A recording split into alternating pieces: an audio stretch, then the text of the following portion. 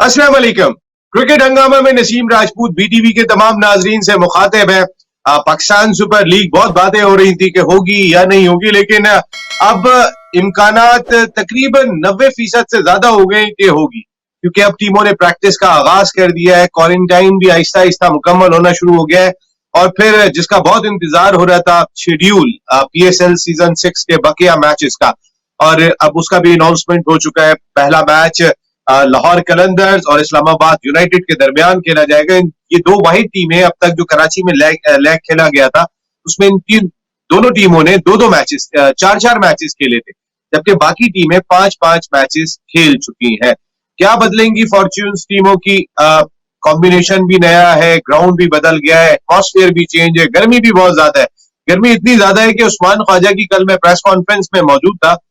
जब उनसे गर्मी के हवाले से सवाल किया गया तो उन्होंने कहा कि पैड, हेलमेट, ग्लव्स और तमाम इक्विपमेंट पहनने के बाद 10 ओवर क्रीज पे गुजारना किसी चैलेंज से कम नहीं होगा।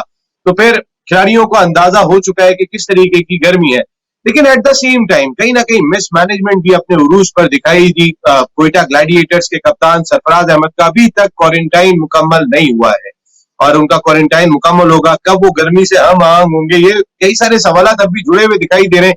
लेकिन अच्छी चीज ये है कि एफर्ट कर ली है पाकिस्तान क्रिकेट बोर्ड ने कि मैचेस हो। अब खिलाड़ी कितनी जान मारते हैं ये खिलाड़ियों पे ही मुनहसर है, वो कितने समझदारी से खेलेंगे वहां पर, कितनी कॉम्पिटिटिव क्रिकेट खेलेंगे, ये देखना होगा। दूसरी जानिब पाकिस्तान क्रिकेट बोर्ड की सिलेक्शन कमेटी ने दौरा इंग्लैंड और वेस्ट इंडीज के लिए टेस्ट, वनडे और T20 टीमों का ऐलान कर दिया है। कई नए चेहरे भी दिखाई दिए, जिसमें मोइन खान के साहबजादे आजम खान भी T20 टीम में जगह बनाने में कामयाब हो गए। हारिस सुहेल की का कमबैक हुआ। इसी तरीके से कई और नाम है जो टीम का हिस्सा बने, वापस आए और अब टीम में शमूलियत इख्तियार करेंगे, जिनमें अम्माद वसीम का नाम भी सर फहरिस्त है, जो T20 टीम का हिस्सा बने। कमबैक हुआ कई सारे लोगों का, लेकिन जिन खिलाड़ियों के बारे में बहुत बात हो रही थी कि हमारा मिडिल ऑर्डर कमजोर है, हमारी फास्ट बॉलिंग में कुछ एक्सपीरियंस की कमी दिखाई दे रही है, वो ट्रायो शुएब मलिक की बात कर लेता हूं मैं, मोहम्मद आमिर और वहाब रियाज की, वो टीम में जगह नहीं बना सके।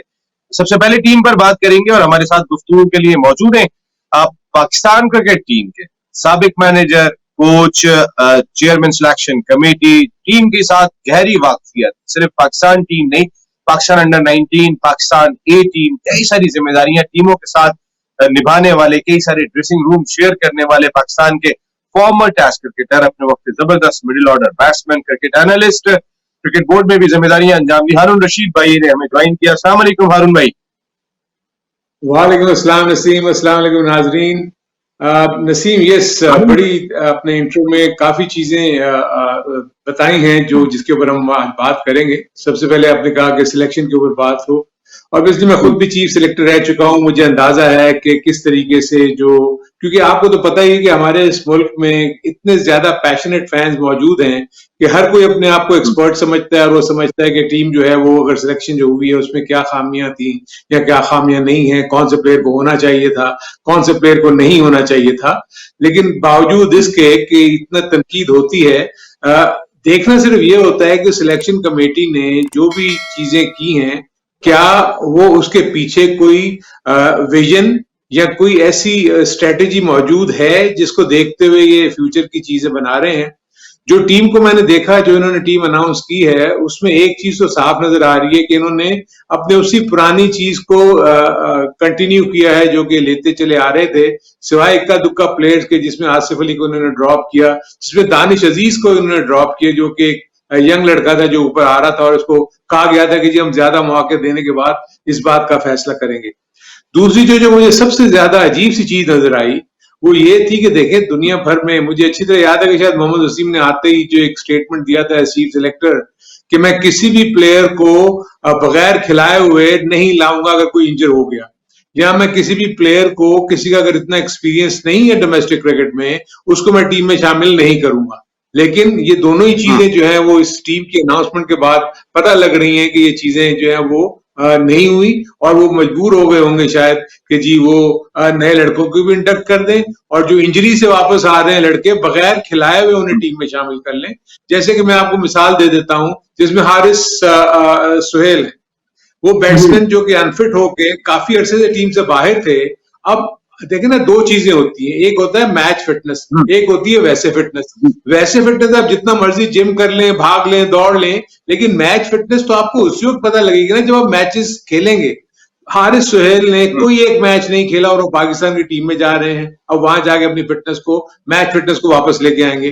दूसरी तरफ शादाब खान टीम में बिल्कुल भी अनफिट होने के बाद आप मुझे बताएं कि कौन सी कंपेटिटिव क्रिकेट उन्होंने खेल ली है जिसकी बुनियाद पर इस बात को तय कर लिया गया कि अपनी फॉर्म वो ले आए हैं वापस और उनको दोबारा टीम में डाल दिया और वो वाइस कैप्टन भी है। तीसरी चीज कि आपने एक यंगस्टर को आजम खान को टीम में डाल दिया। अब देखिए कितनी अजीब सी बात है कि हार्डली उसका मैं देख रहा था रिकॉर्ड 30 से 35 T20 के उसके मैचेस हैं जिसमें कोई बहुत ज्यादा आउटस्टैंडिंग परफॉर्मेंस भी नहीं है और वो पाकिस्तान की टीम में शामिल होते हैं। और दूसरी तरफ जो वो एक ओपनिंग बैट्समैन जो कि टीम में शामिल ऑलरेडी थे और उनको अभी तक खिलाया भी नहीं है, उनका एक फर्स्ट क्लास की सेंचुरी है और वो एक ही फर्स्ट क्लास का सीजन खेले हैं और वो पाकिस्तान की टीम में शामिल हैं। सो ये वो चीजें हैं जो मुझे नजर आती हैं कि एक चीज की जो ये बातें कर रहे हैं वो आजकल कि टैलेंट टैलेंट टैलेंट। देखिए टैलेंट जब तक वो परफॉर्मेंस के साथ नहीं आएगा वो टैलेंट नहीं रहता। इस चीज को समझने की जरूरत है कि टैलेंट का मतलब ये थोड़ी कि आप किसी भी टैलेंटेड प्लेयर को आप सड़क से उठाएं और उसको टीम में डाल दें, ऐसा नहीं है। जो दूसरा एक जो चीज मुझे जो भी नजर आ रही है जो पाकिस्तान की टीम में फ्यूचर में, वो हो ये रहा है कि पाकिस्तान में टीम में आने के बाद आप सीखना शुरू करते हैं। चाहे आप नसीम शाह को ले लें, चाहे आप शाहीन शाह को ले लें, चाहे आप और जितने भी प्लेयर्स मोहम्मद हसनैन को ले लें, इनके पीछे इनका बैकअप तो देखें, हार्डली 2 से 4 मैचेस हैं इनके फर्स्ट क्लास क्रिकेट के और वो पाकिस्तान टीम के साथ वो शामिल है और वो खेलते चले जा रहे हैं। आपने ताबिश खान को एक टेस्ट मैच खिला के उसको बाहर कर दिया और आपने अब्बास को, चले मैं मानता हूं कि अब्बास की आपको इंग्लैंड में परफॉर्मेंस अच्छी नजर आई, उसको आपने टीम में ले लिया, लेकिन द थिंग इज कि आपकी इसका मतलब यह है कि जो भी पॉलिसी आप बना रहे हैं उसमें आप में कोई विजन मुझे नजर नहीं आता कि आप क्या सोच के टीमें बना रहे हैं। सो ओवरऑल जैसे कि मैंने आपको बताया कि काफी झोल है सिलेक्शन पॉलिसी में और जिस तरीके से ये टीम सिलेक्ट हुई है। अरुण भाई आपने बिल्कुल सही बात की कि विजन दिखाई नहीं दे रहा, करना क्या चाहते हैं, बताना क्या चाहते हैं, क्या इनका प्लान है। अब देखिए ना, जैसे आपने ताबिश की बात की, ताबिश एक टेस्ट में अगर परफॉर्म नहीं कर सके वो बाहर हो गए। साजिद खान ने 2 टेस्ट मैच खेले, वो भी परफॉर्म नहीं कर सके, वो टीम का हिस्सा बन गए। अम्माद वसीम की बगैर खेले आ गए, भाई वो बाहर क्यों हुए थे, ये बात भी समझ में नहीं आई कि किस वजह से उन्हें बाहर किया गया था। या हारिस सुहेल की अगर हम बात कर लेते हैं कि आप बगैर चेक किए हुए आप टीम में लेकर आ गए। कहने का मकसद ये है कि सिलेक्शन पॉलिसी समझ में नहीं आ रही। और फिर दूसरी इंपॉर्टेंट चीज अरुण भाई, आपकी सिलेक्शन कमेटी टीम का अनाउंसमेंट 16 या 17 तारीख को भी कर सकती थी, टीम ने 24 तारीख को जाना है। इस दौरान में हर टीम 2-2, 3-3 मैचेस खेल लेगी। आपको पता चल जाता कि मोहम्मद आमिर किस रिदम में। अब chief executive Pakistan cricket board अपने एक इंटरव्यू में ये बात कहते हैं कि आमिर से हमारी बातचीत जारी है। मेरी बात हुई थी आमिर से इंग्लैंड में और मैंने आमिर को ये बात कही कि आपका तरीकेकार दुरुस्त नहीं था, आप जो है वो वापस कम बैक करें, आप बहुत इंपॉर्टेंट हमारा असासा है और आपके ताल्लुकात जो है वो टीम मैनेजमेंट से बेहतर बनाए जाएंगे। कहने का मकसद है कि चीफ एग्जीक्यूटिव एक जानिब ये बात कर रहे हैं, दूसरी जानिब जो चेयरमैन सिलेक्शन कमेटी है वो बिफोर PSL मैचेस का अनाउंसमेंट कर देते हैं। कहीं ऐसा ना हो आमिर कोई बहुत परफॉर्म कर दे या वहाब रियाज बहुत परफॉर्म कर दे या शुएब मलिक बहुत परफॉर्म कर दे और फिर वो जवाब ये देते हैं कि लॉजिस्टिक का मसले की वजह से हमने जो है वो टीम का अनाउंसमेंट पहले कर दिया।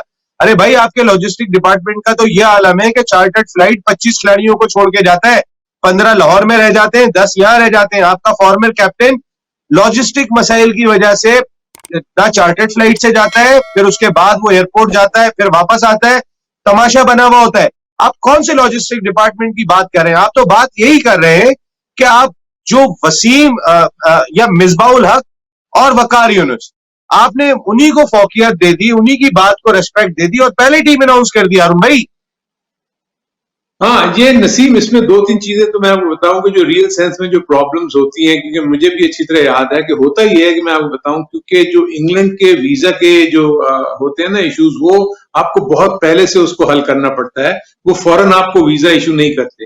तो इसलिए जब मैं भी सिलेक्शन कमेटी का चेयरमैन था तो मुझे 20 से 25 नाम, हम 20 से 22 लड़कों के नाम पहले से दे देते थे ताकि इंग्लैंड की जो भी प्रोसेसिंग है वीजा की वो शुरू हो जाए। उसके बाद हम टीम अनाउंस कर दें और उसके बाद फिर जब टीम जाए तो उनके सारे जो सफरी कागजात हैं वो पूरे मुकम्मल हो जाए।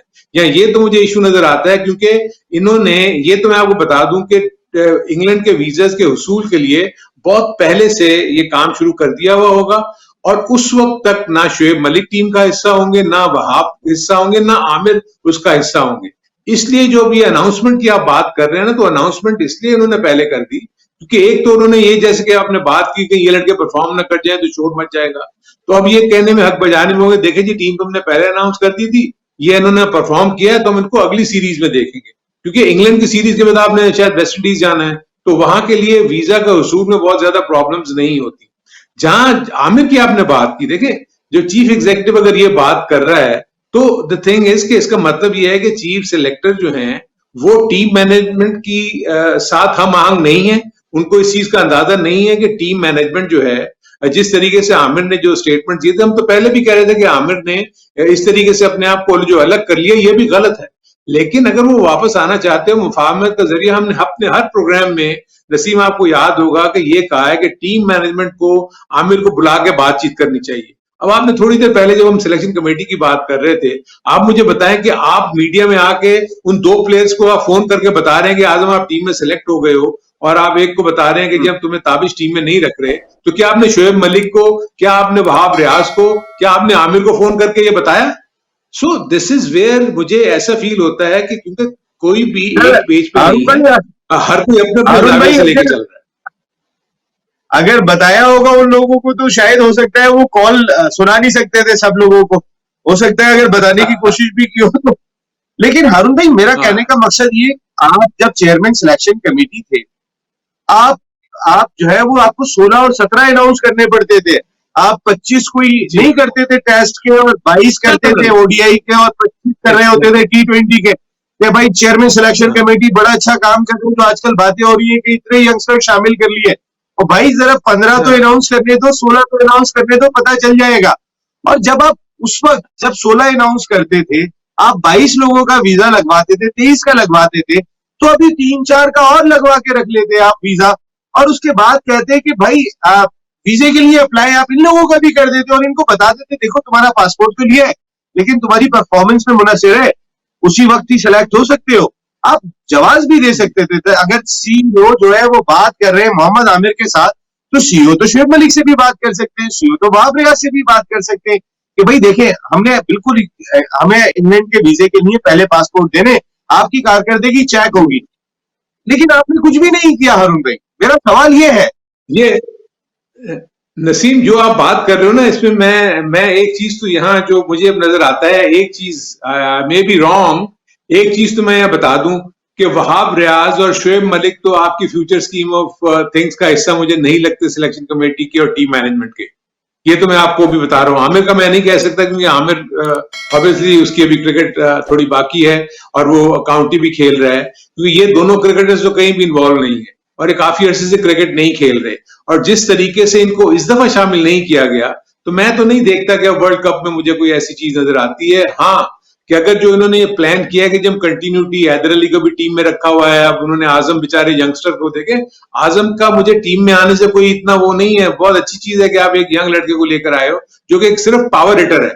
आप मुझे बताएं कि क्या उसकी फील्डिंग की एबिलिटी है, आप सबको पता है, ठीक है, उसने बड़ी मेहनत की, अल्लाह करे और मेहनत करके और अच्छा हो जाए, क्योंकि आमिर सिर्फ हिट, यानी आजम जो है वो सिर्फ हिट मारता है ना, सिंगल टेकिंग में, रनिंग बिटवीन द विकेट में, इन बहुत सारे इश्यूज में अभी आगे जाके इंटरनेशनल लेवल पे उनको देखना पड़ेगा। अभी क्योंकि मैं अगर अब डेविल्स एडवोकेट बनता हूं सिलेक्शन कमेटी के पॉइंट ऑफ व्यू से, वो आपको सीधा सीधा और टीम मैनेजमेंट ये कह सकती है कि देखिए हमारी पिछली परफॉर्मेंसेस तो देखें, हम तो जीतते हुए चले आ रहे हैं, इररिस्पेक्टिव कि आपके सामने ऑपोजिशन कौन सी है।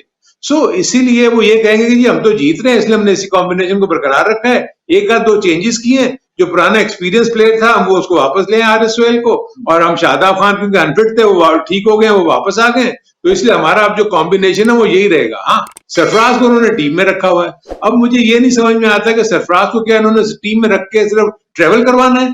अगर तो आपको मिडिल ऑर्डर की प्रॉब्लम है तो फिर आप ये कहें ना कि सरफराज हमारा मिडिल ऑर्डर का जो प्रॉब्लम है उसको दूर करेगा, नंबर 6 पे वो खेलेगा, फिर तो मुझे कोई एतराज नहीं है। लेकिन अगर सरफराज टीम में है और वो 11 में नहीं है तो इट इज यूजलेस। एक आप इतने बड़े प्लेयर को, फॉर्मर कैप्टन को आप टीम के साथ खाली ट्रेवल करा रहे हो, वो पानी पिला रहे हैं लोगों को, यानी दिस इज जो कि बड़ी अजीब सी बात नजर आती है कि आपका वो प्लेयर जो कि जो कप्तान रह चुका है, जो आपको गाइडिंग फोर्स बन सकता है, आपने उसको बिल्कुल ऐसे एक्स्ट्रा के तौर पे, कि मीडिया का प्रेशर इतना ज्यादा है, आप उसको बर्दाश्त नहीं कर सकते, इसलिए आपको उसको टीम में रखना है। आपने रुहेल नजीर को फिर टीम में क्यों नहीं रखा? अगर आपने किसी को सिखाना है, मुझे बताएं कि सरफराज के बाहर बैठ के सीखेगा? जो रुहेल नजीर अगर है वो तो बाहर बैठ के सीखेगा ना। ये सरफराज तो जिस पोजीशन में है दूसरों को सिखाता है, सो आपने उसको 11 से बाहर रखा हुआ जो आपको मैच विनर है। सो दिस इज वेयर जो कि मैं मिसबा को और वकार को और जो मोहम्मद वसीम की जो स्ट्रेटेजी है वो समझ में नहीं आ रही। दूसरी तरफ बाबर आजम कैप्टन है, इसका मतलब ये नहीं है कि उसने कह दिया इमाद को वापस ले लो, तो किस बेसिस के ऊपर वापस हारिस फेल को वापस ले आओ, किस बेसिस के ऊपर वापस लेके आओ? शादाब को वापस ले आओ इसलिए कि वो फिट हो गए।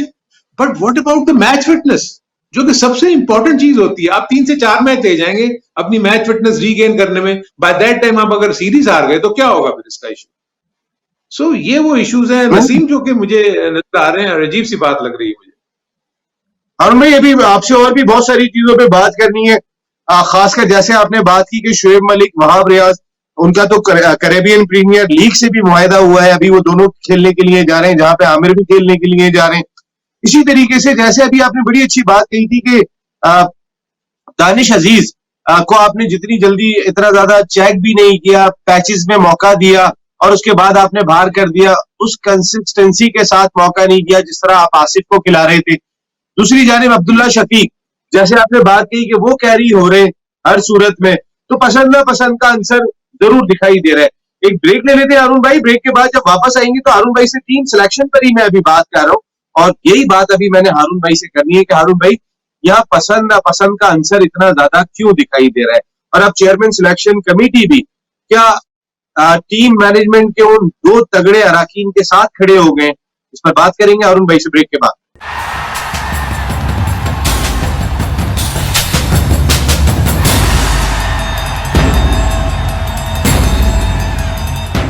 क्रिकेट हंगामा में एक मरतबा फिर आपको खुशामदीद कहते हैं। बात करें पाकिस्तान क्रिकेट टीम, उन तीनों पाकिस्तान क्रिकेट टीम की जिन्हें इंग्लैंड और वेस्ट इंडीज का दौरा करना है। इस दौरान में पाकिस्तान क्रिकेट टीम ने 2 टेस्ट, 3 वनडे और 8 T20 मैचेस खेलने हैं। इंग्लैंड का टूर खासा इंपॉर्टेंट दिखाई दे रहा है क्योंकि इस कंडीशन में खासा डिफिकल्ट होगा, लेकिन सिलेक्शन कमेटी का क्राइटेरिया समझ में नहीं आ रहा, किसको क्यों शामिल किया, किसको क्यों बाहर किया। खुद शायद मोहम्मद वसीम भी समझाने की बहुत कोशिश कर रहे हैं, और जो जवाब उन्होंने अहमद वसीम के हवाले से दिया उधर हारून रशीद साहब के सामने रखते हैं। हारून भाई, जो जवाब दिया अहमद वसीम के हवाले से वो बड़ा दिलचस्प था। आपके चेयरमैन सिलेक्शन कमेटी ये बात कहते हैं कि चूंकि अब वर्ल्ड T20 इमारात में खेला जा रहा है, इसलिए अब जो है वो अहमद की इफादियत दिखाई दे रही है, और अहमद चूंकि इस कंडीशन के बहुत आदी हैं और इस वजह से इनको हम दोबारा रिकॉल किया है। और आपको याद होगा इसी चेयरमैन सिलेक्शन कमेटी ने ये बात कही थी कि अहमद टैलेंट बस ठीक है, ये आपको याद होगा। तो कहने का मकसद ये है कि इंडिया और इमारात की कंडीशन को उन्होंने बहुत ज्यादा बदल दिया है, कि इंडिया की कंडीशन मुख्तलिफ थी। आप टूर पे कहाँ भेज रहे हैं? इंग्लैंड पे उनको खेलने के लिए, वेस्ट इंडीज में, और बात जवाब ये दे रहे हैं कि वर्ल्ड T20 इमारात में खेला जाएगा। तो शायद चेयरमैन सिलेक्शन कमेटी भी जिम्मेदारी पे आने के बाद कुछ हक्का बक्का हो गए। देखिए, इसमें तो मैं हैरान इस बात पे हूं कि उसने तो उसको डिस्कार्ड कर दिया था। उसने कहा वो हमारे मेयार के मुताबिक नहीं है, इसलिए हमने उसको टीम में सेलेक्ट नहीं किया। अब ये बात कहना, देखिए इमाद वसीम कभी भी T20 की टीम से बाहर नहीं होते थे। वो आपका एक मेन एसेट है, वो आपका आगे पावर प्ले में बॉलिंग करता है, नीचे से आगे बैटिंग करता है, फील्डर भी वो इतना बुरा नहीं है। सो अल्टीमेटली उसका टीम में होना पहले ही बनता था। अभी वो ये जो मर्जी तावीलें पेश करें, आई थिंक ये उनकी गलती थी, क्योंकि अब अगर ये 8 से 10 मैचेस जो रह गए हैं, आप मुझे ये बताएं कि ये 2 टूर्स पे तो ये टीम चली गई, बाकी ये अगर खुदा ना खास्ता फेल हो गए तो क्या होगा? फिर आप वही पुराने एक्सपीरियंस प्लेयर की तरफ भागोगे। मुझे सिर्फ ये डर है कि बिल्कुल at the time of the world cup आप देखेंगे, अगर खुदा ना खास्ता, आई विश कि ये यंग लड़के परफॉर्म कर जाएं। जैसे कि अभी आपने इमाद वसीम, तो डेफिनेटली एक्सपीरियंस प्लेयर है, वो वापस आके परफॉर्म करेगा ही करेगा और वो टीम के लिए अच्छा इजाफा भी है। लेकिन मुझे सिर्फ आजम खान के ऊपर सिर्फ ये होता है, मैं आपको याद दिलाऊं अगर, कि दो इसी तरह के यंग लड़के आपने टीम में डाल दिए थे, शादाब कबीर और हसन रजा, जबकि वो तैयार नहीं थे उस पोजीशन के लिए और उस पाकिस्तान की टीम में आने के लिए। आप देख लेंगे वो दोनों कितनी जल्दी फेड आउट हो गए। इसी तरह भी आपने दानिश अजीज का जिक्र किया, दानिश अजीज भी तो भी आए थे, आपने उनको कंसिस्टेंट परफॉर्मेंस नहीं दी। अब्दुल्ला शफीक जो कि बगैर कुछ किए हुए एक आध सीजन खेल के, ये दानिश अजीज तो फिर भी 2 से 3 सीजन पहले से खेल रहा है, तो आपने उसको अभी तक टीम में कैरी किया हुआ है। हैदर अली बावजूद इसके कि फेलियर, मुझे बताया ना कहाँ उसने कन्विंस किया है। जहां अपने मुल्क में आके आप 1-2 अच्छी इनिंग्स खेल देते हो, उसका मतलब ये थोड़ी है कि आप मुसलसल हिस्सा रहोगे टीम का। ठीक है, अल्लाह करे वो भी यंग लड़का है, अच्छा काम करे और आगे पाकिस्तान के लिए अच्छी कामयाबियां दिलाए पाकिस्तान को अपनी बैटिंग से। ठीक है, देयर इज नो प्रॉब्लम, लेकिन सिर्फ ये कह देना कि जी टैलेंटेड प्लेयर्स हैं, ये टैलेंटेड प्लेयर्स हैं, तो क्या टैलेंट जो है अब वो पाकिस्तान में आके उसको सिखाना शुरू करेंगे और वो क्रिकेट को है जो वो खेलना सीखेगा? सो ये तो कहीं भी नहीं हुआ। देखिए, इवन मैं जावेद मियांदाद की भी अगर आपको मिसाल दूं, जावेद मियांदाद जब पाकिस्तान की टीम में आए थे, उनको पीछे उनके फर्स्ट क्लास क्रिकेट के अंडर 19 लेवल के रन्स के अंबार लगे हुए थे। उनको इतना ज्यादा एक्सपीरियंस और एक्सपोजर मिल चुका होता है। जितने भी प्लेयर्स आप, चाहे मोहसिन खान ले लें, चाहे आप सिकंदर बख्श ले लें, आप जितने ऐसे प्लेयर्स ले लेंगे, चाहे इंजमाम ले लें, चाहे मुश्ताक अहमद ले लें, ये सारे वो प्लेयर्स थे जिन्होंने 3 से 4 सीजन खेलने के बाद पाकिस्तान की टीम में आए थे, क्योंकि सीखते आप फर्स्ट क्लास लेवल पे, उसके बाद जाके आप ऊपर जाते हैं। आप देखें ना, इन्होंने इंटरनेशनल माहौल तो देखा ही नहीं है, कंपेटिटिव माहौल तो देखा ही नहीं है। आप कैसे एक्सपेक्ट करते हैं कि जाते ही एक आध मैच में आप चल जाएगा आपका, चले ठीक है, क्योंकि अगली टीम आपको नहीं जानती होगी। द मोमेंट एक आध 2 इनिंग आप खेलेंगे, दूसरी टीमें आपको असेस कर लेंगी और आपकी वीक पॉइंट्स के ऊपर फिर अटैक करना शुरू करेंगी। तो ये इश्यूज डेफिनेटली हैं। मुझे मोहम्मद वसीम ने कोई इतना ज्यादा इम्प्रेस नहीं किया जब वो जो ये वजूहात पेश करते हैं, जो अपनी तावीलें बताते हैं कि जी इस वजह से ये टीम में नहीं थे, इमाद को हम इसलिए लेके आए कि जी ये यूएई की कंडीशंस हैं। ये देखें किस जगह पे इमाद ने परफॉर्मेंस नहीं दिया, मुझे बताएं। क्या वेस्ट इंडीज में वो परफॉर्मेंस नहीं देता? क्या वो इंडिया में परफॉर्मेंस नहीं देता? क्या वो पाकिस्तान में परफॉर्मेंस नहीं देता? आप जिस मर्जी जगह पे खिलाओगे, जिस किस्म का वो बॉलर और बैट्समैन है, वो T20 का तो बहुत ही आइडियल प्लेयर है, वो कैसे टीम से बाहर हो सकता था पहले? और भाई ऐसा लगता है बस सब कुछ चुप करा के रखो। मेरी इत्तलात के मुताबिक जिस तरीके से मोहम्मद आमिर और शुएब मलिक ने टीम मैनेजमेंट को क्रिटिसाइज किया था और जिस अंदाज से उन्होंने ड्रेसिंग रूम के माहौल के बारे में बात की थी, अनकरीब अम्माद वसीम भी इस सिलसिले में बात करने वाले थे और ये इत्तलात पाकिस्तान क्रिकेट बोर्ड तक पहुंच गई थी। सिर्फ अम्माद वसीम नहीं, मेरी इत्तलात के मुताबिक कल मेरे साथ एक शो में ताहिर खान भी बैठे हुए थे, उन्होंने कहा कि मेरी बहुत करीबी जराए से बात हुई है, 3 मजीद प्लेयर ऐसे हैं कि जो रिटायरमेंट लेने की बात कर रहे थे, तो पाकिस्तान क्रिकेट बोर्ड कहाँ पे खड़ा होता कि ये इस अंदाज से मैनेज कर रहा है कि खिलाड़ी जो है वो अपनी क्रिकेट छोड़ के जा रहे हैं, अपना कैरियर खत्म करने को तैयार है एहतजाजन। देखिए, अगर वो एहतजाज इस टीम मैनेजमेंट के खिलाफ कर रहे हैं तो इसका मकसद है कि वो एहतजाज कर रहे हैं जिन्होंने इस टीम मैनेजमेंट को लगाया है। वो एहसान मानी के खिलाफ एहतजाज कर रहे हैं, वो मिसबा उल हक के खिलाफ एहतजाज नहीं कर रहे हैं, अगर आप हकीकत में देखें। और अगर 5 या 6 इस्तीफे सामने आ जाते हैं, कल शुएब मलिक, वहाब रियाज, मोहम्मद आमिर इस्तीफा दे देते हैं, ये कहाँ पे खड़े होंगे? वो रिटायरमेंट का ऐलान कर देते हैं और एहतजाज करते हुए कोई प्रेस कॉन्फ्रेंस करके कर देते हैं। ना तो इनसे PSL समझ रहा है प्रॉपर तौर पे अभी तक जिस कंडीशन में ये है। कल कितने खिलाड़ी अल्लाह ना करे जख्मी हो जाए उस गर्मी में। देखिए ना, उस्मान ख्वाजा अगर ये बात कर रहे हैं कि आप 10 ओवर हेलमेट और ग्लव्स पहनने के बाद गुजार लें, ये बहुत बड़ा चैलेंज है, तो कोई भी खिलाड़ी 20 ओवर खेलने का तो शायद सोचेगा ही नहीं। हर आदमी कहेगा कि लीग किसी तरह मुकम्मल हो जाए। देखिए हारून भाई, जो लीग का असल मकसद है कॉम्पिटिटिव क्रिकेट और खिलाड़ियों को लेके आना। देखें, इसी लीग की वजह से हारून भाई, आपको याद होगा, सॉरी मैंने आपको इंटरप्ट किया, इसी लीग की वजह से याद होगा आपको, हम चैंपियंस ट्रॉफी खिलाड़ियों से जीत गए थे, इसी PSL से निकले थे हसन अली, शादाब, आपके फखर जमान, फहीम अशरफ, और इन्होंने पाकिस्तान को टाइटल जिता दिया था। तो अब हम उस लीग को किस नहज पे लेके जा रहे हैं? हम क्या कॉम्पिटिटिव क्रिकेट खत्म करने जा रहे हैं? देखिए नसीम, ये चीज तो हम ऑलरेडी पहले डिस्कस कर रहे थे। देखिए, जहाँ मौसम का तो प्लेयर्स के की तरफ से भी आना शुरू हो गया ना। उस्मान ख्वाजा ने जो ये बात की है कि कितना मुश्किल कंडीशंस है वहां पर। ठीक है, वो खेलेंगे तो सही, लेकिन कोई इस चीज को रियलाइज नहीं कर रहा कि जिस किस्म की वहां डिहाइड्रेशन होगी, आपकी बाजुओं में इतनी ताकत ही नहीं रहेगी कि आप बॉलों को हिट मार सकें, या फील्डर जो है वो भाग दौड़ करके उस तरह की फील्डिंग कर सकें, या बॉलर ठीक है 4-4 ओवर का स्पेल करेंगे, लेकिन स्टिल जैसे कि आपने बताया कि वो पैड पहन के और ये करके हार्डली 5 से 10 ओवर भी अगर वो एग्जॉस्ट हो जाएंगे, तो अगर वो बैटिंग क्रीज पे मौजूद होंगे तो 20 ओवर तक कौन लेके जाएगा। सो ये तो ट्राइंग कंडीशंस डेफिनेटली प्लेयर्स के लिए आ रही हैं, और हम विश करते हैं कि कोई खुदा ना खास्ता सीरियस किस्म की इंजरी ना हो। ठीक है, इसका होना बहुत जरूरी था, क्योंकि वो कह रहे थे कि जी 9 तारीख हमारी डेडलाइन थी, अगर 9 जून को हम ये ना शुरू कर सकते तो फिर शायद हमारी पीएसएल ना होती। और उसमें जो खास तौर पर जो सीईओ ये भी जिक्र कर रहे थे, वसीम खान, कि जी वो फ्रेंचाइजीज तो तमाम के तमाम चाहते थे कि वो ये जो है वो जरूर हो यहाँ पर, और जितनी भी इसकी जो एडिशनल कॉस्ट है जो कि इस पे पड़ रही है, वो फ्रेंचाइज के ऊपर नहीं पड़ेगी फ्रेंचाइजीज पर, बल्कि वो पीसीबी खुद उसको बेयर करेगा। सो ये सारी चीजें वो इसलिए कर रहे थे कि ठीक है उनका ये ब्रांड जो है वो बच बाबा जाए। तो महान लेकिन इधर अगर इस ब्रांड को बचाने के लिए, नसीम एक मिनट, अगर इस ब्रांड को बचाने के लिए खुदा ना खास्ता आप 2 से 3 की प्लेयर्स को लूज कर जाएं, सो ये तो पाकिस्तान के लिए आगे जाके बड़ी मुश्किल पेश आ सकती है, क्योंकि आपके पास वैसे ही प्लेयर्स का आना मुश्किल हो रहा है। आपके पास प्लेयर्स मौजूद नहीं है, जो एक्सपीरियंस प्लेयर्स हैं आपके उनको डिस्कार्ड कर दिया हुआ है। ये तो शुक्र करेंगे टीम में ज्यादा सीनियर प्लेयर्स नहीं है। जो आपको तो याद है कि पाकिस्तान की क्रिकेट की तो हिस्ट्री है रिवोल्ट की, हमेशा 8 से 10 प्लेयर मिलकर रिवोल्ट कर देते थे, चाहे वो कैप्टन के खिलाफ हो या मैनेजमेंट के खिलाफ हो। अभी तो बेचारे बच्चे ये टीम में मौजूद हैं, इनके तो हिम्मत ही नहीं होगी कि वो टीम मैनेजमेंट के खिलाफ या बोर्ड के खिलाफ कोई बात कर सके। वेरएज़ आपको याद होगा कि 76 की जो टीम थी, उसने तो बोर्ड ही तोड़ दिया था। इतने स्ट्रॉन्ग प्लेयर्स थे कि उन्होंने रिवोल्ट किया अगेंस्ट एएच कारदार मरूम के खिलाफ, और वो बोर्ड टूट गया और पाकिस्तान स्पोर्ट्स बोर्ड ने आगे टेक ओवर कर लिया।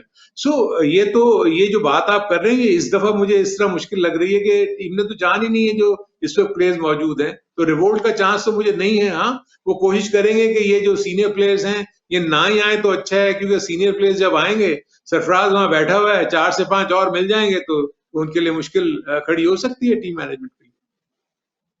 तो फिर ये अपनी मर्जी से टीम चलाना चाहते हैं। दूसरे लफ्ज़ात कहते हैं मेरिट जाए, रिवॉल्ट का डर ना हो जाए, ड्रेसिंग रूम का माहौल खराब ना हो जाए, चाहे टैलेंटेड खिलाड़ी तबाह हो जाए। भाई आप टीम मैनेजमेंट हो, आपका काम है तमाम खिलाड़ियों को लेके चलना।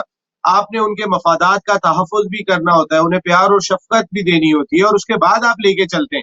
ऐसे नहीं होता रिवॉल्ट, अगर रिवॉल्ट से डरने की वजह से, देखिए ना मिसबाह-उल हक साहब जो है वो सिर्फ बच्चे चाहते हैं अपनी टीम के अंदर पिन ड्रॉप साइलेंस जैसे मिस करती थी, बैठ जाओ, खड़े हो जाओ, खड़े हो जाओ। तो भाई ऐसे तो फिर टीम नहीं बनेगी। वो फिर उन टीमों को आंखों में आंखें डालकर नहीं देखेगी जो टीमें इस वक्त डोमिनेट कर रही हैं क्रिकेटिंग वर्ल्ड पे। अरुण भाई एक ब्रेक ले लेते हैं, ब्रेक के बाद जब वापस आऊंगा तो मैं आपसे भी कुछ आज टीम पे बात करेंगे, पीएसएल पे तो हम दोनों प्रोग्राम करते ही रहेंगे, लेकिन कुछ जरा थोड़ी सी टीम पे बात करेंगे, जो टीम सिलेक्शन पे बात करनी है। मैं फिर मेरा अभी तक का रडार वही फंसा हुआ है, आमिर, वहाब रियाज और शुएब मलिक कि वर्ल्ड T20 में भी अगर हम उन्हें शामिल करने की बात नहीं कर रहे तो फिर क्या वो किट बैग पैक कर ले, अपने घर को चले जाए, और अगर वो इस पीएसएल में खेलेंगे तो क्या बददिल होके खेलेंगे या फिर वो बहुत ज्यादा एनर्जी मार के खुद को साबित करने की कोशिश करेंगे। अरुण भाई का एक्सपीरियंस क्या कहता है, जानेंगे उनसे ब्रेक के बाद।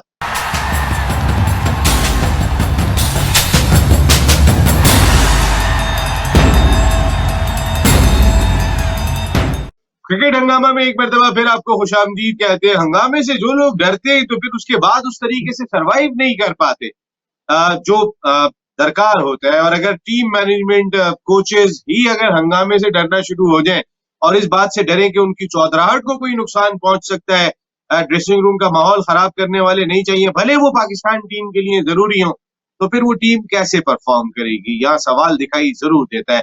और अगर टीम का सिलेक्शन बिफोर पीएसएल हो जाए, क्या आपने उन 4 लड़कों के भी वीजे लगा के रखे थे? अगर जो एक्स्ट्रा ऑर्डिनरी परफॉर्म कर गए तो फिर आप क्या जवाब देंगे? जवाब हारून भाई से लेंगे। हारून रशीद साहब हमारे साथ गुफ्तगू के लिए मौजूद है। हारून भाई, अगर ये 3-4 प्लेयर अगर एक्स्ट्रा ऑर्डिनरी परफॉर्म करके, आपने और हमने बात की थी कि अब बिग हिटिंग में शोएब मकसूद भी खुद को बहुत इम्प्रूव कर गए और उनका तजुर्बा भी अब कई सीजन का हो गया है। अगर क्या मुनासिब नहीं होता कि इनके वीजे लगवा के रख लिए जाते, या पाकिस्तान क्रिकेट बोर्ड अनाउंस कर देता कि हमारे पास वीजे रेडी है, जरूरत पड़ने पे इनको रवाना किया जा सकता है, लेकिन हमने पहले अनाउंसमेंट कर दिया। अब ये जो 3-4 प्लेयर हैं, इनकी कारकर्दगी वाजिबी सी होगी, ये भी सिर्फ अपीयरेंस देंगे या फिर अब जोर लगा देंगे कि हम हैं अभी? नहीं, देखें, सबसे बड़ी चीज तो ये है कि एज ए प्रोफेशनल प्लेयर आपने तो ये बताना है कि हम में अभी भी पूरा दमखम मौजूद है। आपने सिलेक्शन कमेटी को ये बताना है कि आपने गलती की है कि आपने हमें सिलेक्ट नहीं किया। जहां तक आपने बात की कि इनके वीजे लगा के रखते, देखें, आपके या हमारे कहने से ये 4 प्लेयर्स के ऊपर हम हमेशा जिक्र कर रहे थे कि ये एक्सपीरियंस प्लेयर हैं, T20 के फॉर्मेट में ये अभी खेल सकते हैं। लेकिन ये तो हमारी सोच थी ना। लेकिन जब सिलेक्शन कमेटी की सोच में अगर ये 4 प्लेयर्स नहीं हैं, तो वो क्यों वीजा लगा के रखते? तो प्रॉब्ली उनकी तो जो विजन था या उनकी जो स्ट्रेटेजी थी, उसमें तो ये प्लेयर्स नहीं थे, इसलिए इनके वीजे नहीं लगे। अब जहां तक ये पीएसएल की आप बात कर रहे हैं, इसमें तो ये लोग जान तोड़ कोशिश करेंगे और ये बताएंगे, नॉट हेयर बल्कि ऑल्सो आपने बताया कि ये लोग जा रहे हैं वहां पर कैरिबियन लीग भी खेलने। तो जिस जिस जगह भी ये खेलेंगे, चाहे आमिर इस इंग्लैंड में खेल रहे होंगे या उन्होंने वेस्ट इंडीज में जाके खेलना होगा, वहां ये परफॉर्मेंसेस करके ये लोगों को बताएंगे कि हम अभी तक मौजूद हैं और हमारे साथ ज्यादती हुई है। आपने जो ड्रेसिंग रूम के माहौल की बात की, ये बहुत इंपॉर्टेंट चीज होती है। मैं आपको अपने पर्सनल एक्सपीरियंस बताऊं कि जब मैं चीफ सिलेक्टर था, तो मुझे कुछ सिलसिले में वहां पर ड्रेसिंग रूम में जाना पड़ गया, कुछ आगे फ्यूचर की टीम बनाने के सिलसिले में। तो मैं तो स्टीव माहौल देख के परेशान हो गया। मुझे इतना सहमा हुआ माहौल उस ड्रेसिंग रूम का नजर आया, जहां पर एक बिल्कुल कंफर्ट जोन के साथ प्लेयर्स को रखा जाना चाहिए ताकि उनकी जो पूरी सोच है वो टुवर्ड्स क्रिकेट होनी चाहिए। सो मैं बहुत हैरान हुआ, लेकिन मैंने ऑब्वियसली वो जिक्र इसलिए नहीं किया कि वो मुझे अच्छा नहीं लगा, लेकिन मैंने दिल में सोचा कि और मैं इस किस्म उस के वक्त कोच माहौल में कौन थे? ये लड़के क्या परफॉर्म करे। हाँ, उस वक्त कोच कौन थे और खिलाड़ी कौन कौन थे? क्योंकि हमारे जो बड़े बड़े खिलाड़ी हैं वो तो हल्फ भी उठा चुके हैं कि ये कप्तान नहीं रहेगा। तो जब आप चेयरमैन सिलेक्शन कमेटी थे, आप जब गए थे, उस वक्त कोच कौन थे, मैनेजर कौन थे, और टीम में कितने बड़े नाम थे? नहीं साहब, उस वक्त सब बड़े नाम मौजूद थे, क्योंकि वो जो मेरा मसला हुआ यूनुस खान के ऊपर था, क्योंकि मैं यूनुस खान को हमारी सिलेक्शन कमेटी टीम में रखना चाहती थी और जो कोच थे वो नहीं रखना चाहते थे। बहरहाल मैं वैसे आपको मैं एक बताना चाह रहा हूँ, मेरा मकसद किसी को खुदा ना खास्ता रिडिक्यूल करना नहीं है। मैं सिर्फ ये बताना चाह रहा हूँ कि वो जब वो अब तक भी आप ड्रेसिंग ड्रेसिंग रूम रूम के शेयर कर रहे माहौल हैं क्या? में, हाँ, हारून भाई, वो अब भी ड्रेसिंग रूम शेयर कर रहे हैं क्या कोच? अब तो जनाब वाला दोनों मिलके जो एक दूसरे के मतलब खैर मैं उस प्लेयर के मुतालिक तो नहीं कहूंगा, लेकिन कोच तो चाहते ही नहीं थे कि वो टीम में हो। आप वो दोनों पाकिस्तान की टीम को चला रहे हैं, बट एनीवे वो आप मेरा तीनों चला सिर्फ रहे हैं? अब दोनों जी मिलके जनाब। अच्छा, मैं आपको यही बताना चाह रहा, देखें, आप भी क्रिकेट को देखते हैं, मैं भी क्रिकेट देख के हम ऑब्जर्व करते हैं क्या हो रहा है क्या। आप मुझे एक चीज बताएं, आपको कभी भी पाकिस्तान की जो टीम का थिंक टैंक है, टीम मैनेजमेंट है, कभी इकट्ठी एक जगह पे बैठी हुई नजर आई ड्रेसिंग रूम में? अभी तक नहीं। जितनी भी सीरीज हमने देखी है, आप मुझे बता दें, आप मुझे बता दें। हारून हारून भाई, वो जो यूनुस खान ने किताब लिख दी है ना बैठ के, वो जब खुलेगी ना, हाँ, तो फिर देखिएगा आप सूरत हाँ। हाल क्या होती है। नहीं, वो मैं एक आपको बताना चाह रहा हूं, वे रैज आप उसी दौरान दूसरे टीम के ड्रेसिंग रूम को भी दिखाते हो। आप देखेंगे हाँ, दूसरी सब टीम के बैठे। ड्रेसिंग रूम में तो तमाम के तमाम कोचिंग स्टाफ एक जगह पे बैठ के डिस्कस कर रहा होता है कि क्या हो रहा है क्या नहीं हो रहा। आप देख रहे हैं कि आपका एक कोच कहां बैठा हुआ है, एक कोच कहां बैठा हुआ है, एक कोच कहां बैठा हुआ है। तो इससे क्या होता है कि इससे ऐसा लगता है कि जैसे आप टीम को, अब मुझे बताया ना, ऐसी सिचुएशन में प्लेयर्स के ज़हन में क्या आएगा, वो किस तरफ, वो जिस तरफ जाएगा वो अगला हेड कोच समझेगा देखो ये उसका बंदा है, वो ये उसका बंदा है। सो आपने तो ये पैगाम देना है कि एज ए टीम मैनेजमेंट हम एक हैं और आप सब हमारे साथ इसी उसमें शामिल हो। आप और हम सब मिलके हमने पाकिस्तान की टीम को आगे लेके जाना है और हमने मिलके ये सारा काम करना है। कोई इंडिविजुअल तो नहीं, मैंने इसको सिखा दिया, मैंने इसको सिखा दिया, ये नहीं है। ये कलेक्टिव एफर्ट्स हैं टीम के प्लेयर्स के और टीम मैनेजमेंट के, कि आपने इकट्ठा रहते हुए फैमिली की तरह चलाना है और ताकि आपकी परफॉर्मेंसेस होते रहे। अब तो इंशाल्लाह रियल टेस्ट तो अभी आपको आगे आएगा ना, अब तो तगड़ी टीमों के साथ आपके मैचेस शुरू होने जा रहे हैं। सो इसीलिए आपको बहुत ज्यादा जरूरी है कि आप मिल के बैठे, सब इकट्ठा होके अभी भी हमारी भी ख्वाहिश यही है कि पाकिस्तान की टीम अच्छा करे, लेकिन जब ये चीजें हम देखते हैं कि आप कहते कुछ हो और करते कुछ हो, इसलिए प्रॉब्लम होती है सारी। हम भाई वाकई कहते कुछ है करते कुछ है, यही एक प्रॉब्लम दिखाई दे रही है। हम भाई डिफिकल्ट टूवर्ड्स अब पाकिस्तान के सामने है। हमने इंग्लैंड जाना है, हमने वेस्ट इंडीज जाना है, फिर न्यूजीलैंड से सीरीज है, फिर इंग्लैंड ने आना है, और फिर हमने वर्ल्ड T20 खेलना है। कोविड-19 की सूरत हाल में बहुत ही डिफिकल्ट है, खिलाड़ी वैसे ही फ्रस्ट्रेट होते हैं, क्या वो 100% दे पाते हैं या नहीं दे पाते हैं। ऐसे में कहीं ना कहीं रोटेशनल पॉलिसी भी कितनी इंपॉर्टेंट है। लोग बात कर रहे हैं कि साइकोलॉजिस्ट को लेकर आओ, जो क्वारंटाइन में खिलाड़ियों का टाइम गुजर रहा है। कल सरफराज मेरे साथ शो का हिस्सा थे और सरफराज ने मुझे ये बात कही कि नसीम भाई मेरा वक्त गुजर के नहीं दे रहा है, मैं मेरे लिए एक एक पल जो है वो एक एक साल की तरह बना हुआ है। पहले मेरा 7 दिन का क्वारंटाइन हो गया कराची में, उसके बाद मैं लेट यहाँ पर पहुंच रहा हूँ, एयरपोर्ट जा रहा हूँ आ रहा हूँ, फिर अब मेरा टीम प्रैक्टिस कर रही है, गर्मी से हम आंग हो रही है, मैं एसी में लेटा हूँ, यहीं पर ही जो ट्रेनिंग कर सकता हूँ कर रहा हूँ, लेकिन इट्स वेरी डिफिकल्ट। तो ऐसे में कहीं ना कहीं साइकोलॉजिस्ट की भी बात कर रहा था, पाकिस्तान क्रिकेट बोर्ड के उसकी खिदमात हासिल की जाए, लेकिन रोटेशनल पॉलिसी भी कितनी इंपॉर्टेंट है कि आप खिलाड़ियों को थोड़ा सा गैप के साथ जो आपकी की प्लेयर्स हैं, कोई जैसे जिम्बाब्वे की सीरीज थी, आपको मेन प्लेयर्स को आराम दे देना चाहिए था कि आप ना गुजारो क्वारंटाइन के अंदर, आप जाओ अपने घर के ऊपर थोड़ा सा रेस्ट करो। ये भी बहुत इंपॉर्टेंट लगती है आपको? नहीं, बिल्कुल इंपॉर्टेंट है, लेकिन ये तो उस सूरत में होता है ना नसीम कि आपके पास इनफ प्लेयर्स अवेलेबल होते हैं। आपके पास प्लेयर्स का पूल बहुत लिमिटेड है। आपके 3-4 लड़के ऐसे हैं जिनको आपने साइड पे कर दिया हुआ है, जिसमें शोएब मलिक हो गया, वहाब रियाज हो गया, आमिर हो गया, वो आपकी टीम का हिस्सा नहीं है। रोटेशनल पॉलिसी की जो आप बात करते हैं उस वक्त होता है जब कि आपके पास इक्वल नंबर ऑफ प्लेयर्स, उतने ही अच्छे प्लेयर्स बाहर बैठे हुए हों। फॉर इंस्टेंस मैं एक बात करता हूँ कि हारिस रऊफ को अगर आपने रेस्ट देना है तो आप वहाब रियाज को ले आए। अगर आपने हसनैन को रेस्ट देना है तो आप किसी और फास्ट बॉलर को ले आए। आपने अगर किसी बैट्समैन को रेस्ट देना है तो शोएब मलिक खेल सकता है, सो आमिर किसी की जगह ले सकता है।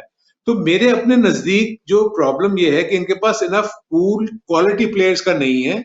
इसलिए आप देखेंगे अभी भी मुझे बताएं ना, जो नए प्लेयर्स भी जो आए हैं वापस, तो पुराने कमबैक किए हैं ना। इमाद वसीम वापस आया, आपका ऑलरेडी वो एक्सपीरियंस प्लेयर है। आपका हारिस सोहेल वापस आया, आपका शादाब खान वापस आया। इसमें एक नया प्लेयर अगर देखा जाए तो आजम खान ही आया ना टीम में। आजम खान के लिए हमारी सबकी ख्वाहिश है कि अल्लाह करे वो बेहतर करे। लड़का अच्छा यंग कॉन्फिडेंट है, क्योंकि मैं मोइन खान को जानता हूँ, अंडर 19 से लेके उसको मैं चला हूँ। तो जितना कॉन्फिडेंस का लेवल मोइन खान का था, वही मुझे लगता है वो जीन्स में आया हुआ होगा आजम की। लेकिन आजम के लिए मुझे अपने पॉइंट ऑफ व्यू से ये फील होता है कि may be a bit early, लेकिन यू नेवर नो, आजम दूसरों के मुकाबले में ज्यादा बेहतर साबित हो।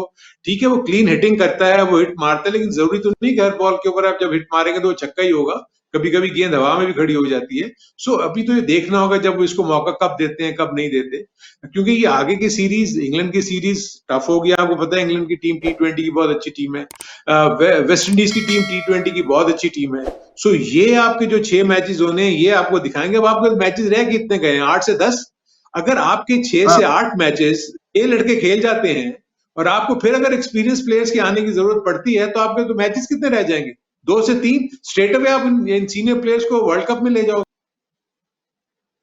और भाई चेयरमैन सिलेक्शन कमेटी अगर आजम को समझते थे कि वो टीम के जो एक कॉम्बिनेशन चेक किया जा रहा है बिफोर वर्ल्ड T20 उसका हिस्सा है, तो क्या ज्यादा बेहतर नहीं होता कि आजम खान को आप मौका बजाय इंग्लैंड और वेस्ट इंडीज की टफ कंडीशन के बजाय आप जिम्बाब्वे में देते, जी जो पाकिस्तान में सीरीज खेली गई थी यहाँ देते?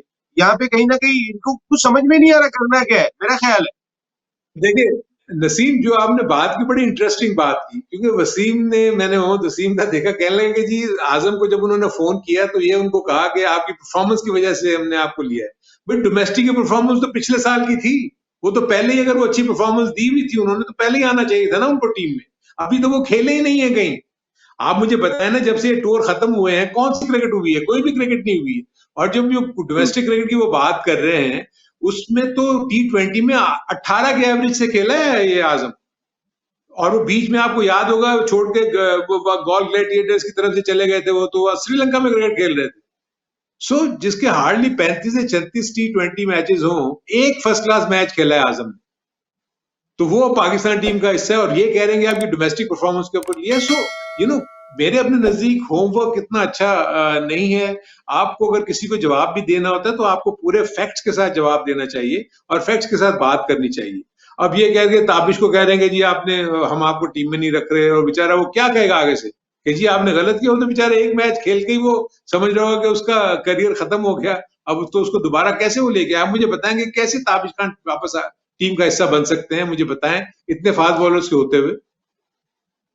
सही बात है, अब तो ये चांस दिखाई नहीं देता अरुण भाई।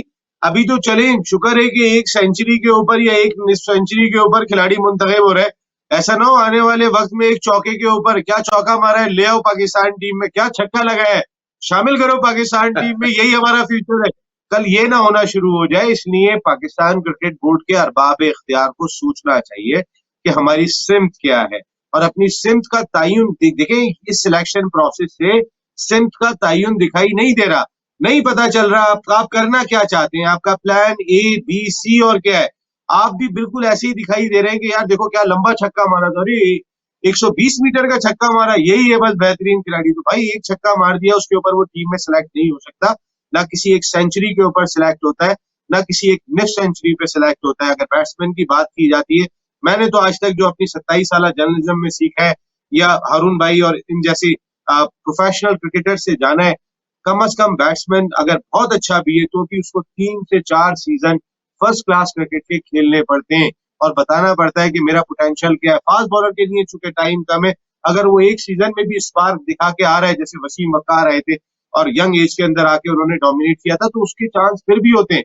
लेकिन ना स्पिनर आ सकता है इतनी जल्दी, ना बैट्समैन आ सकता है। लेकिन अनफॉर्चुनेटली हमारे यहाँ तो ये सूरत हाल है कि एक सेंचुरी पर वो T20 टीम में मुंतखब हो जाता है, वो T20 खेल लेता है, फिर उसके बाद कहते हैं नहीं ये T20 का नहीं है, ये वनडे का बेहतरीन है।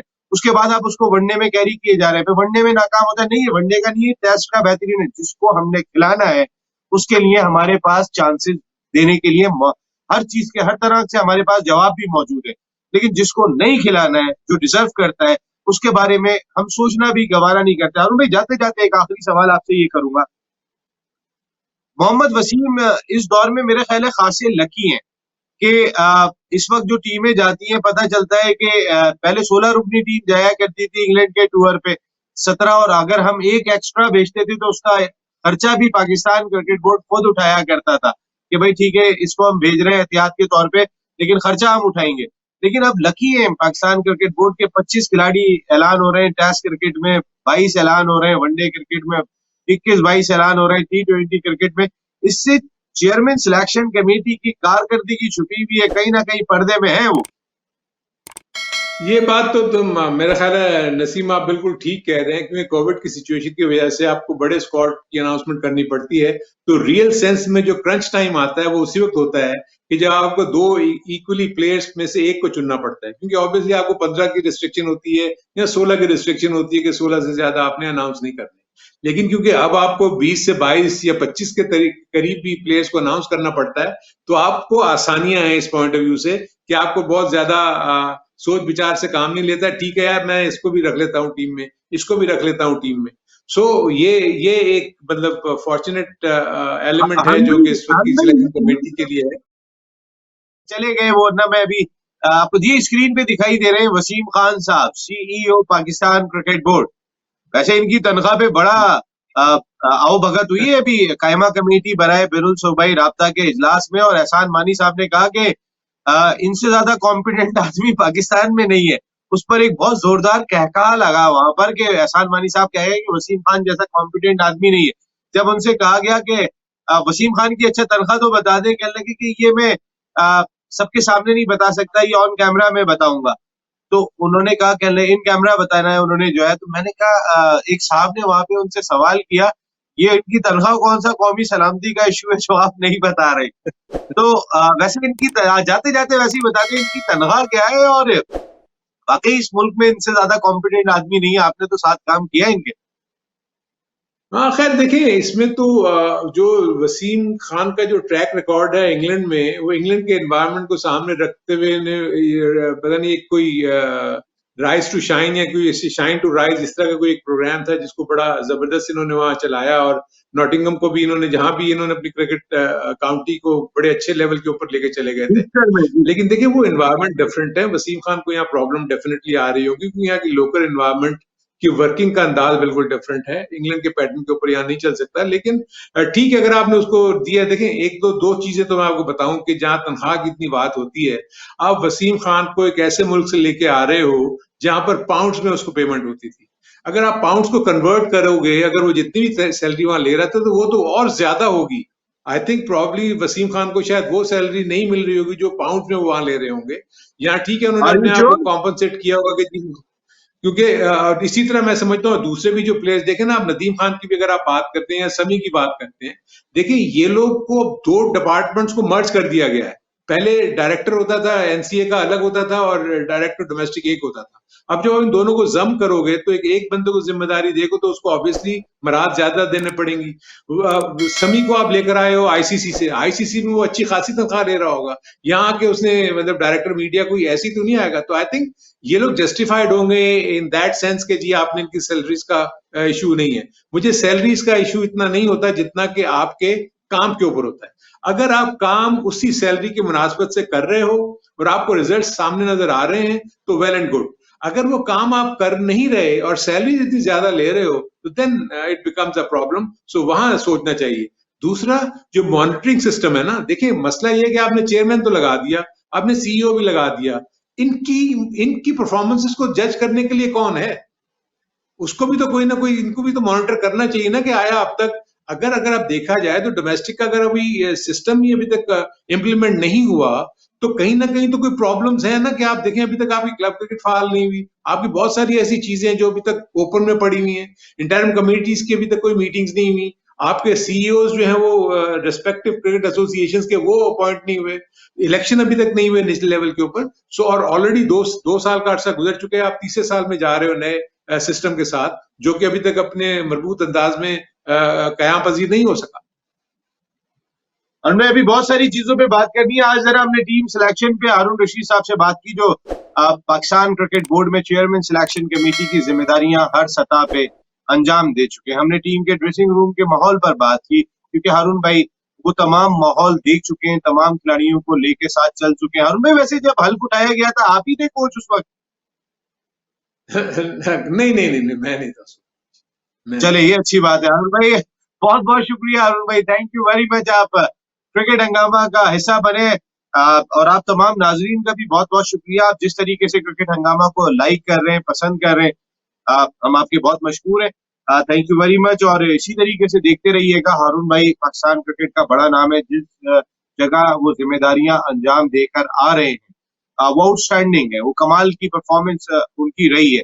ठीक है, पसंद ना पसंद होती है, क्रिटिसाइज उनपे भी बहुत हुआ है मीडिया की तरफ से, लेकिन हमारे क्रिकेट हंगामा का हिस्सा एक ऐसा शख्स है, एक ऐसा फॉर्मर टेस्ट क्रिकेटर है जिसने टॉप क्लास क्रिकेटर्स के साथ टॉप क्लास क्रिकेट के लिए एट द सेम टाइम वो तमाम ड्रेसिंग रूम से लेके वो तमाम जिम्मेदारियां अंजाम दी हैं कि जो बता सकती हैं कि हाँ इस वक्त क्या हो रहा है, उनसे पहले क्या हो रहा था और उनके दौर में क्या हो रहा था। तो वो जो आदमी प्रैक्टिकल करके आ रहा है वही हमारे साथ हंगामा करने के लिए मौजूद है क्रिकेट हंगामा बीटीवी के फोरम पर। या नसीम राजपूत हारून रशीद भाई के साथ आपसे चाहेगा इजाजत। जिंदगी रही तो फिर ट्यूसडे को अब 7 बजे आपसे फिर मुलाकात होगी। जरा कुछ बात करते हैं फिर पाकिस्तान सुपर लीग के अगले दिन बहुत से मैचेस का भी आगाज होगा।